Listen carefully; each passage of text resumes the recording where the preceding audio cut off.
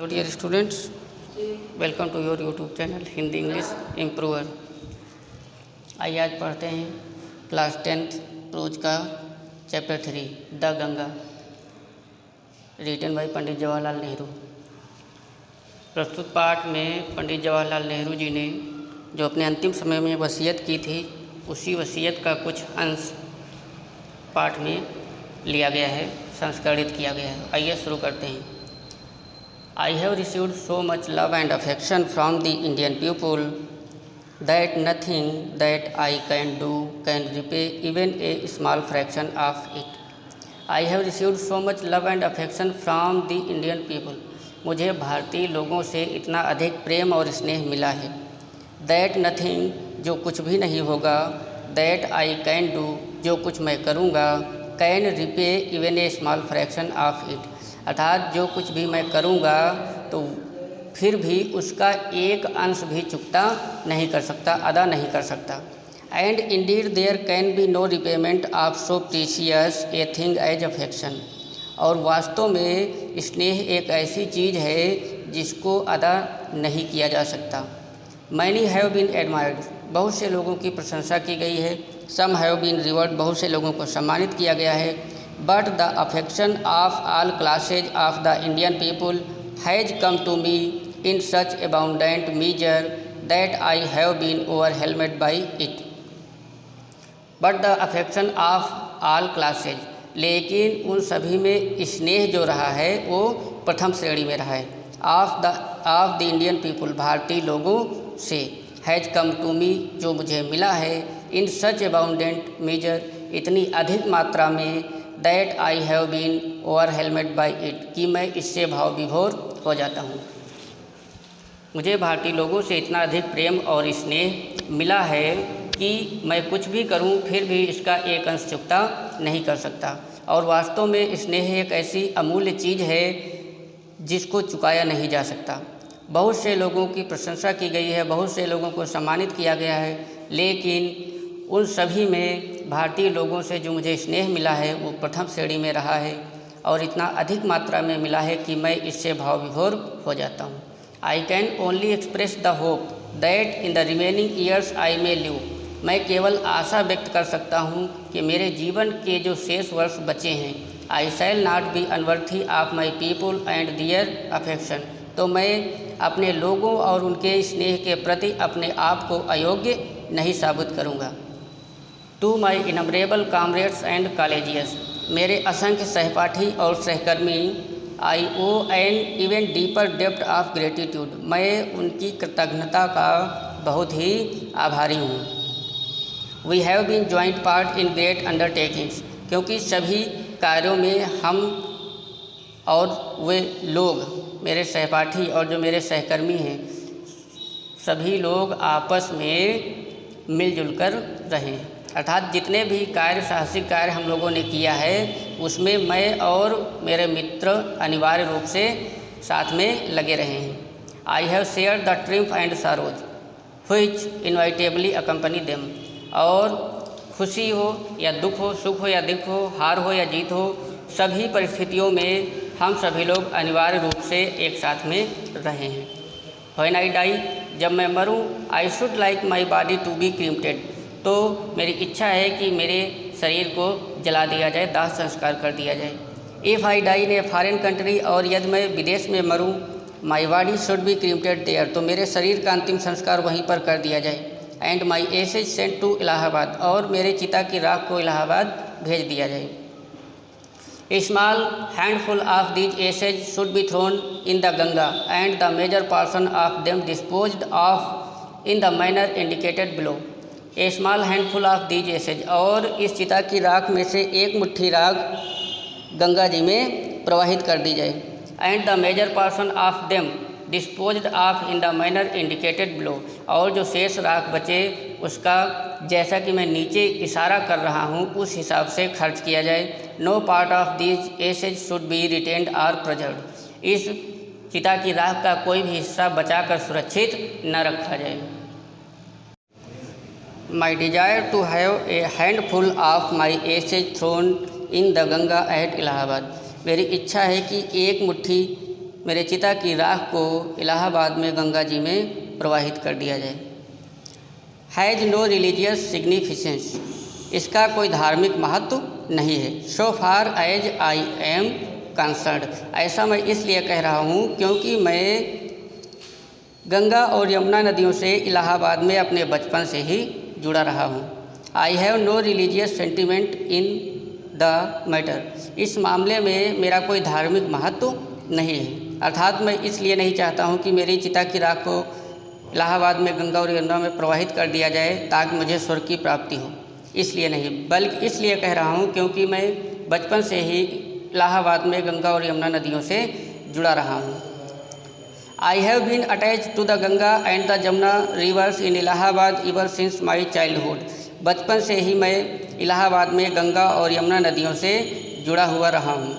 As I have grown older, जैसे जैसे मैं बड़ा हुआ हूँ, this attachment has also grown, उस प्रकार यह लगाव भी बढ़ता गया है। I have watched their varying moods as the season change, और जिस प्रकार से ऋतुएं बदलती हैं, मौसम बदलते हैं, उस प्रकार से मैंने उसके बदलते हुए विचारों को देखा है। And have often thought of the history and myth and tradition and song and story that have become attach to them. And have often thought of the history, इतिहास, माइथ, पौराणिक कथाएँ, ट्रेडिशन, परंपराएँ, एंड सॉन्ग और गीत, and story और कहानियाँ। मैंने बहुत सी परंपराओं को, इतिहास को, पौराणिक कथाओं को, गीतों को और कहानियों को गंगा से जुड़ते हुए देखा है। देम थ्रो लॉन्ग एज, यानी काफ़ी पुराने समय से चली आ रही हैं। And become part of their flowing waters, और गंगा के बहते हुए पानी में समाहित होती गई हैं।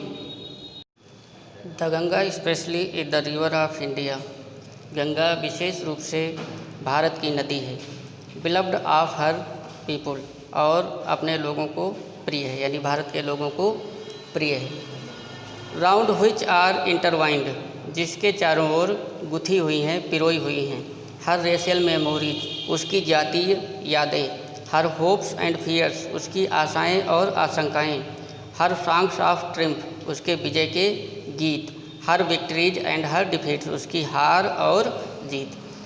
अर्थात गंगा विशेष रूप से भारत की नदी है, भारत के लोगों को प्रिय है, और जिसके चारों ओर उसकी जातीय यादें, उसकी आशाएं और आशंकाएं, इसकी विजय के गीत, हार और जीत, ये सभी चीज़ें अनिवार्य रूप से उसके चारों ओर पिरोई हुई हैं। She has been a symbol of India's age long culture and civilisation, Ganga एक भारत की प्राचीन संस्कृति और सभ्यता, नागरिकता का प्रतीक है।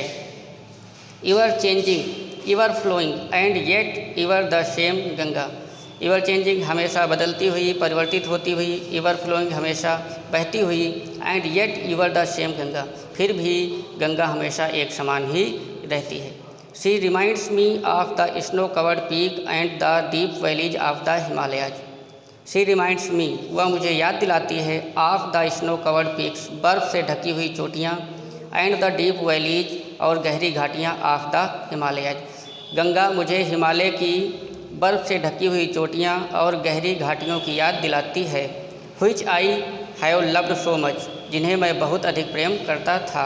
And of the rich and vast plains below, और जिसके उपजाऊ और विशाल मैदान के नीचे, where my life and work have been cast, जहाँ पर मेरा जीवन व्यतीत हुआ और जहाँ पर रहकर मैंने अपने कार्यों को अंजाम दिया। Smiling and dancing in the morning sunlight, Ganga सुबह के समय सूर्य के प्रकाश में मुस्कुराती और नृत्य करती हुई प्रतीत होती है। And dark and gloomy and full of mystery as the evening shadows fall, और शाम के समय गंगा अंधेरे और एक रहस्य से युक्त हो जाती है, अंधकारमयी और रहस्य से युक्त हो जाती है। A narrow slow and graceful stream in winter, और जाड़े के समय में इसकी धारा बहुत ही संकीर्ण अर्थात पतली और धीमी गति वाली हो जाती है। And a vast roaring thing during the monsoon, और वर्षा ऋतु के दौरान वास्ट रोरिंग थिंग्स बहुत विशाल गर्जना करने वाली हो जाती है। Broad bosomed almost as the sea, एकदम समुद्र के समान चौड़े वक्षस्थल की तरह। And with something of the sea's power to destroy, और इतनी अधिक ताकतवर हो जाती है जैसे समुद्र के पास किसी चीज़ को नष्ट करने की ताकत होती है। अर्थात वर्षा ऋतु में गंगा का रूप बहुत ही भयानक हो जाता है। The Ganga has been to me a symbol and memory of the past of India. Ganga मेरे लिए भारत की अतीत की यादों का प्रतीक है। रनिंग इनटू द प्रेजेंट, जो वर्तमान से बहती हुई, and flowing on to the great ocean of the future, और भविष्य के महान महासागर में मिल जाती है। And though I have discarded much of past tradition and custom, यद्यपि मैंने बहुत से पुरानी रीति रिवाजों और परंपराओं का त्याग कर दिया है। And anxious that India should rid herself of all shackles, और मैं उत्सुक हूँ या मैं बहुत परेशान हूँ कि भारत भी अपने आप को उन सभी बेड़ियों से, जंजीरों से अपने आप को मुक्त कर ले, दैट बाइंड, जो कि उन्हें बाध्य करती हैं, एंड कॉन्स्ट्रेन हर, और उसके मस्तिष्क को बांधती हैं, रोकती हैं, एंड डिवाइड हर पीपुल, और उनके लोगों को बांटती हैं, विभाजित करती हैं, and suppress vast numbers of them, और उनमें से असंख्य लोगों का शोषण करती हैं। जवाहरलाल नेहरू जी कहते हैं कि यद्यपि मैंने बहुत सी पुरानी रीति रिवाजों और परंपराओं का त्याग कर दिया है, और मैं उत्सुक हूँ कि भारत भी अपने आप को उन सभी प्रकार की जंजीरों और बेड़ियों से आज़ाद कर ले जो उन्हें आपस में बांटती हैं, बाध्य करती हैं, और उनमें से असंख्य लोगों का शोषण करती हैं। And prevent the free development of the body and spirit, और आत्मा तथा शरीर के स्वतंत्र विकास को रोकती हैं।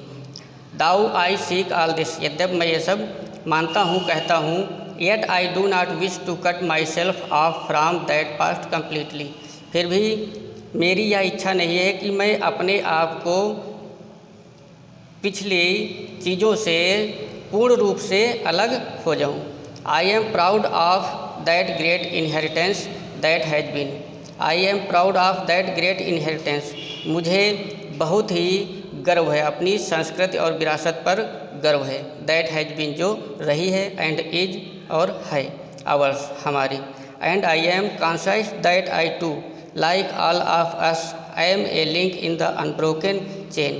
कहते हैं कि और लाइक ऑल ऑफ अस, हम में से सभी लोग एक अटूट जंजीर या अटूट श्रृंखला की कड़ियाँ हैं, लिंक मीन्स कड़ियाँ हैं, which goes back to the dawn, जो कि नीचे तक जाती है, ऑफ हिस्ट्री, इतिहास के, in the immemorial past of India, यानी भारत के अतीत की यादों के इतिहास तक वह जंजीर या श्रृंखला जाती है। उस जंजीर और श्रृंखला की हम लोग भी कड़ियाँ हैं। That chain I would not break, उस जंजीर को या श्रृंखला को हम लोगों को तोड़ना नहीं है। फार आई ट्रेजर इट, क्योंकि हम लोगों ने इसका संग्रह किया है, and seek inspiration from it, और इससे शिक्षा प्राप्त की है, एंड एज, और witness of this desire of mine, and as my last homage to India's cultural inheritance, and as witness of this desire of mine, और मेरी इस इच्छा के गवाही के रूप में, and as my last homage to India's cultural inheritance, और भारत की प्राचीन संस्कृति और सभ्यता की श्रद्धांजलि के रूप में, I am making this request, मैं यह निवेदन कर रहा हूँ, दैट कि a handful of my ashes be thrown into the Ganga at Allahabad, to be carried to the great ocean that washes India's shores, कि एक मुट्ठी मेरी चिता की राख को इलाहाबाद में गंगा जी में प्रवाहित कर दिया जाए, to be carried to the great ocean, ताकि वो महान समुद्र में, महासागर में मिल सके, दैट वासेज इंडियाज सोर्स, जो कि भारत के प्रत्येक घाट को अर्थात प्रत्येक कोने कोने तक उस महासागर का जल पहुंचता है। The major portion of my ashes should however be disposed of otherwise, और मेरी चिता की जो शेष राख बचे अर्थात अधिकांश राख जो बचे वो अन्य किसी तरीके से ना खर्च की जाए। I want these two be carried high up into the air in an aeroplane, और मैं चाहता हूँ कि मेरी चिता की राख को हवाई जहाज़ में रखकर ऊपर आसमान में ले जाया जाए। And scattered from that height, और उस ऊंचाई से बिखेर दिया जाए ओवर द फील्ड्स, उन खेतों में, where the peasants of India, जहाँ भारत के किसान टॉयल परिश्रम करते हों। So that they might mingle with the dust and soil of India, ताकि वह मेरी चिता की राख या अस्थियाँ भारत की धूल और मिट्टी में मिल जाएं। And become an indistinguishable part of India, और भारत का एक अभिन्न अंग बन जाएं। I have written this will and testament in New Delhi on the 21st day of June in the year 1954। Pandit Jawaharlal Nehru ji कहते हैं कि I have written this will and testament, मैंने यह वसीयत नई दिल्ली में 21 जून सन 1954 ईस्वी में लिखा। ये थी पंडित जवाहरलाल नेहरू की वसीयत, जिसका हिंदी अनुवाद आप सभी लोगों ने सुना।